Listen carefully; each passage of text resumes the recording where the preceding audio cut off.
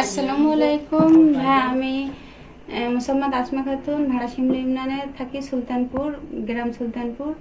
আমি বিশেষ করে নারী উদ্যোক্তা, আমি বালুর ব্যবসা করি।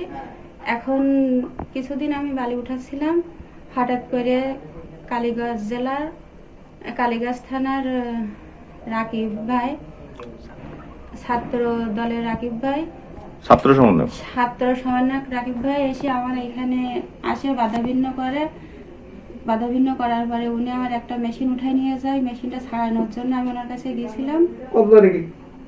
তারিখটা আমার ঠিক মনে নেই ভাইয়া, বেশ আনুমানিক 20-25 দিন তো হবে।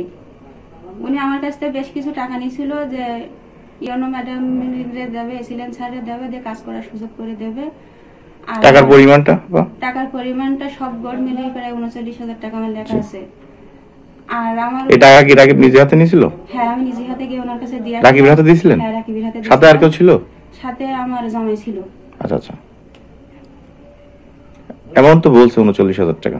তাতে টাকা নেওয়ার পরে আপনার টাকা নিয়েছিল কি জন্য? উনি বলছিল যে আমি কাজটা সুষ্ঠুভাবে করতে পারবো, আর কেউ এসে ঝামেলা করবে না, প্রশাসন বা ইউনো ম্যাডাম বা এসিলেন স্যার কেউ আসবে না, আর আসার আগে উনি আমাকে সতর্ক করবে। তা আপনার এখন সমস্যা কি হচ্ছে? সমস্যা আছে, আমি কাজটা করতে পারিনি ভাই। 2 দিন মেশিন চালাইছিলাম, চালার পরে ওনারা আবার আসছিল, এসে আমার মেশিন পাইপগুলো, আমার প্রায় 1.5 লক্ষ টাকা জিনিসপত্র সব ভাঙচুর করে দিয়ে গেছে। যাওয়ার পর ওনার কাছে আমি গিয়েছিলাম, উনি আমার চিনতেছিল। তা আপনি বলেননি যে ইউনো ম্যাডামের কাছে যাননি বা এসিলেন্ট স্যারের কাছে যে আমি রাকিব সমন্বয়ক, সে আপনাদের নাম করে টাকা নিয়েছে, আমার কাজ চলবে বলে আপনারা কি টাকা পেয়েছেন? আমি ভাইতে যাইনি, আমি এই নিয়ে কোনো কথা বলিনি।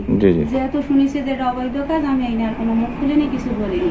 কেন আপনি মানে কি বিচার কি চাচ্ছেন? আপনি কি আপনার টাকা এবং জিনিসপত্র ফেরত চাচ্ছেন? আমি আমার টাকা, আমার জিনিসপত্র আমি ফেরত চাচ্ছি। আর রাকিব যে সমন্বয়কের পরিচয় দিচ্ছে, আমি ওনার বিরুদ্ধে বিচার চাচ্ছি। উনি কেন ইউনো ম্যাডামের আর এসিলেন স্যারের নাম ভাঙে আমার কাছে টাকা নিয়েছে, আমার জিনিসপত্রগুলো হয়রানি কেন করলো? আমার কাজ বন্ধ ছিল, তারপরে পুনরায় না, আপনি তো কাজ অবৈধ জানার পরে আপনি কাজ বন্ধ করে দিয়েছিলেন। জি, বন্ধ ছিল। আজ 13 তারিখ, আজকে পুনরায় এসে আবার আমার জিনিসপত্রগুলো ভাঙচুর করেছে। আমি জোন পাইনি বিধায় জিনিসগুলো গোটায় নিয়ে আসতে পারিনি। আজকেও আমার জিনিসপত্রগুলো ভাঙচুর করেছে, পুনরায় আমার মেশিন পাইপ ইউনিয়ন পরিষদে জমা দিয়ে গেছে। আর আজকে আবার আমার পুনরায় ক্ষয়ক্ষতি করেছে। এই নিয়ে আমি কিছু মানুষের সাথে আলোচনা করেছিলাম। রাকিব ভাই আমার বলছে আমি যদি আইনি রাস্তায় যাই বা অন্য কোনো কিছু করি, তাহলে উনি আমার বিরুদ্ধে অ্যাকশন নেবে আর আমার বিরুদ্ধে মামলা দেবে। আমার হুমকি দিচ্ছে, উনি নিজে দিচ্ছে না, লোক দ্বারাই দেওয়াচ্ছে। তা আপনি কি প্রশাসনের কি হস্তক্ষেপ কামনা করতেছেন এখানে? জি।